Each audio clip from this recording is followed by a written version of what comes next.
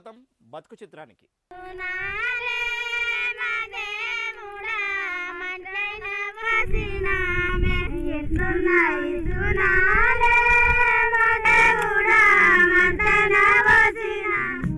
ఇప్పుడు జైరాబాద్ దగ్గర ఉన్న గ్రామాల మహిళా రైతులు ఇతరులకు ఆదర్శంగా నిలుస్తున్నారు. వర్షాలు అరకొరగా పడ్డా ఆ కాస్త తడితోనే చిరుధాన్య పంటలు పండించే విధానాలను ఇతరులతో కూడా పంచుకుంటున్నారు. ఎక్కువగా వెనుకబడి ఉన్న రైతులను ముందుకు తేవడానికి కృషి చేస్తున్నారు. ఇప్పుడు మీరు చూస్తున్న ఈ అమ్మ పేరు చంద్రమ్మ. ఒకప్పుడు 1 ఎకరం పొలం ఉండేది. ఇప్పుడు 20 ఎకరాలకు ఈమె వ్యవసాయం పెరిగింది.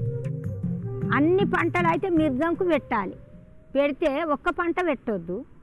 అయితే మనం 12 రకాలు పెట్టుకోవాలి పంట.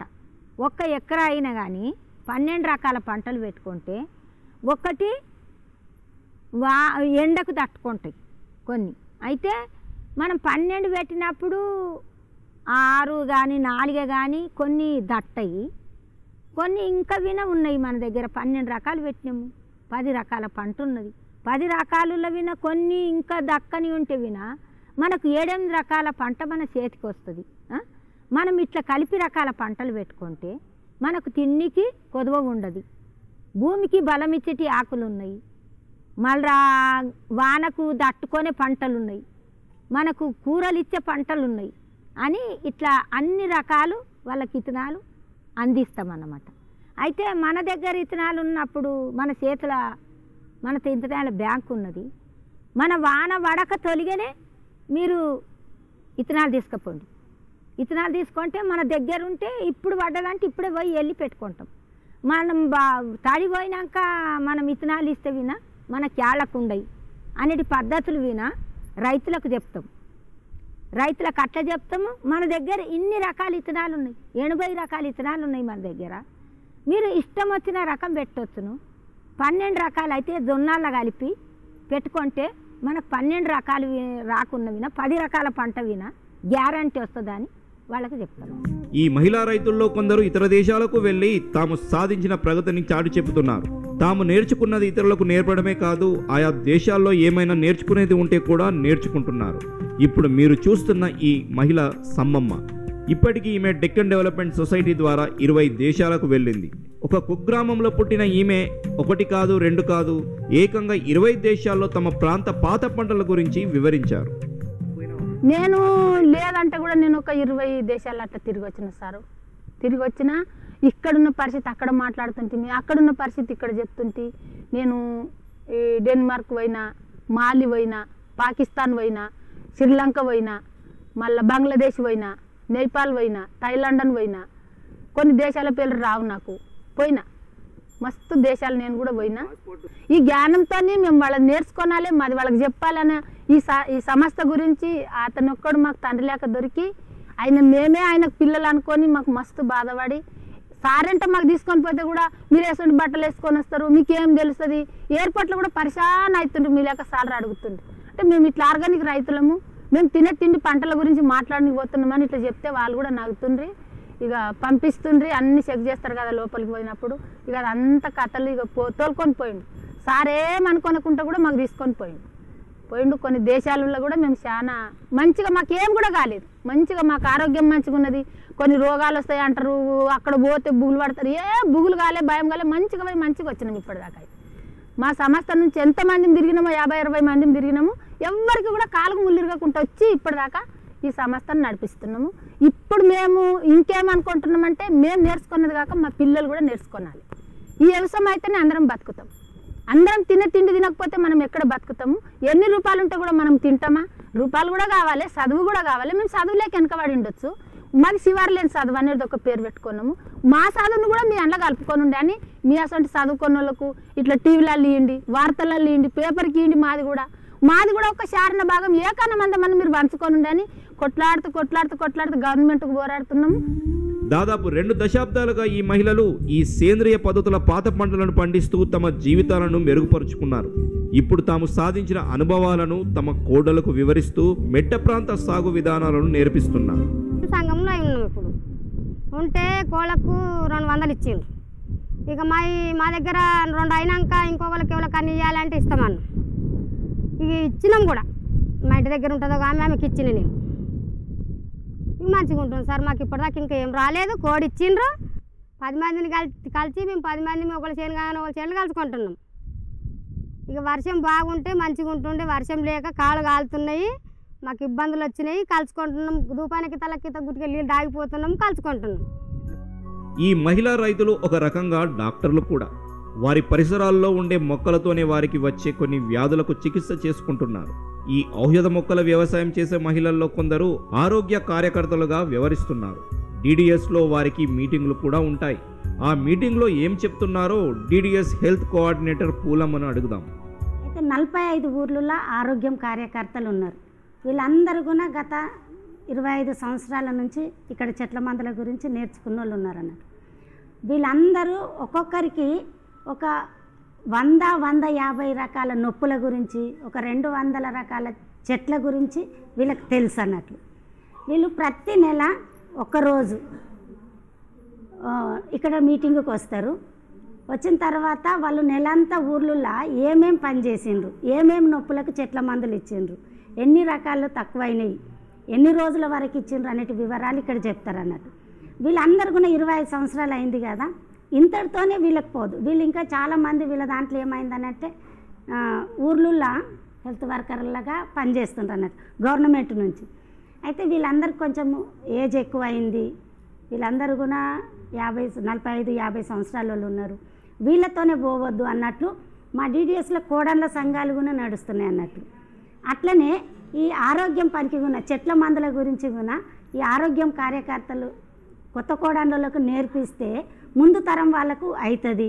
వాళ్ళు కూడా అదే చెట్లు మందులు వాడుకొని వాళ్ళ నొప్పులన్నీ తక్కువ చేసుకుంటారు.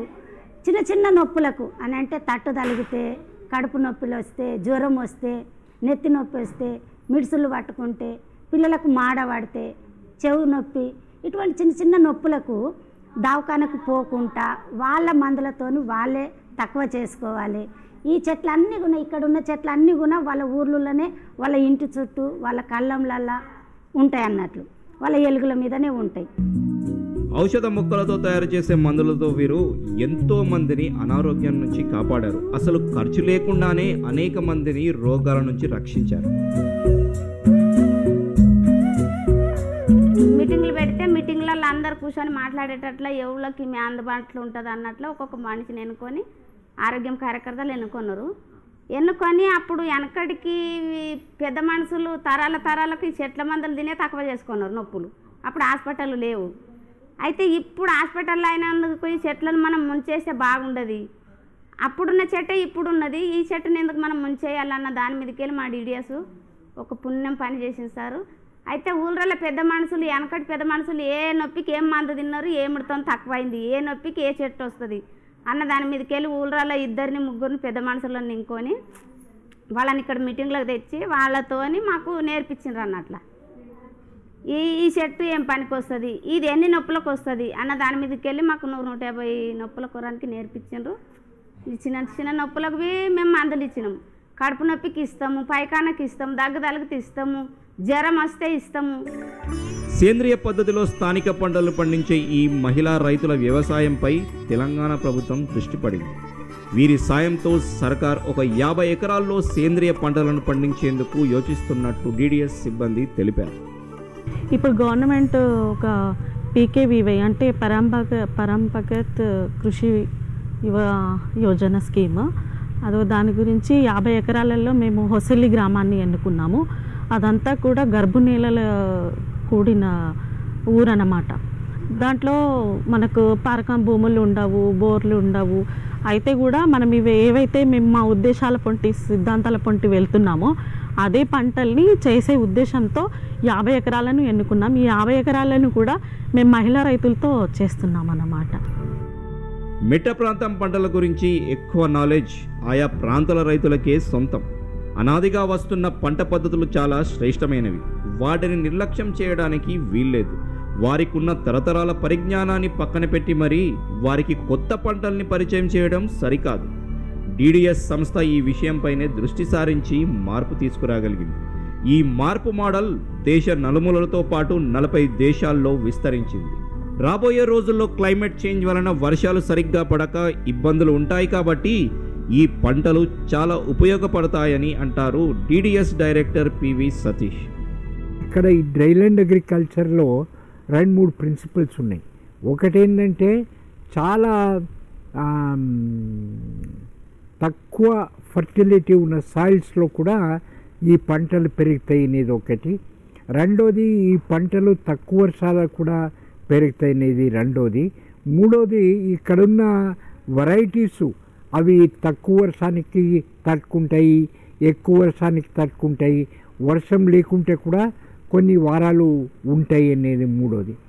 నాలుగోది ఏంటంటే ఇక్కడ అన్కల్టివేటెడ్ ఫుడ్స్ అని మనము పెట్టకుండా పెరిగే పంటలు ఉంటాయి. సో దానికి ఒక ఇదే when cultivated foods grow less the uncultivated foods grow more అని. సో ఈ డ్రౌట్ అటువంటి పరిస్థితి ఉన్నప్పుడు కల్టివేటెడ్ ఫుడ్స్ తక్కువ అయినప్పుడు అన్కల్టివేటెడ్ ఫుడ్స్ పుష్కలంగా పెరుగుతాయి. అప్పుడు అవి దాంతో న్యూట్రిషన్ కూడా చాలా ఎక్కువ ఉంటాయి కల్టివేటెడ్ ఫుడ్స్ కింద. సో అది మనుషులని కాపాడుతాయి. విత్తనాలు పట్టే చేతులతో వీడియో కెమెరా కూడా పట్టించారు, విమానాలు ఎక్కించారు. వీరి విజయగాథను ప్రపంచానికి చాటి చెప్పేలా చేసింది DDS సంస్థ. 5,000 మహిళలు సభ్యులుగా ఉన్న ఈ సంస్థ ఈ ప్రాంత రైతుల్ని సేంద్రియ రైతులుగా మార్చేసింది. వారి పిల్లల కోసం పర్యావరణానికి మేలు చేసే గ్రీన్ స్కూల్ నెలకొల్పి ఉచిత విద్యను అందిస్తోంది. అంతేకాదు ఈ ప్రాంత పాత పంటల ఆహారాన్ని అందరికీ పరిచయం చేయడానికి జైరాబాద్లో ఒక సేంద్రియ వంటకాల హోటల్ నిర్వహిస్తున్నారు. దానితో పాటు ఇక్కడి రైతుల కోసం అనేక ర్యాలీలు, అవగాహన సదస్సులు ఏర్పాటు చేస్తూ వీరి సంప్రదాయాలను సాంస్కృతిక కార్యక్రమాలతో కాపాడుతున్నారు.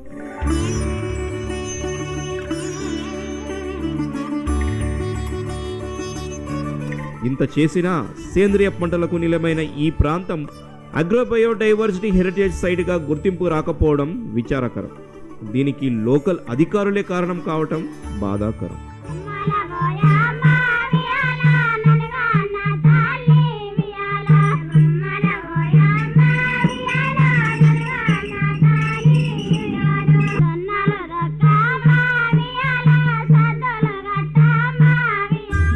కొన్ని ఏళ్లుగా రైతు కూలీలుగా పనిచేసిన ఈ మహిళలు రైతులుగా మారిపోయారు ఒక సంఘంగా ఏర్పడ్డాక.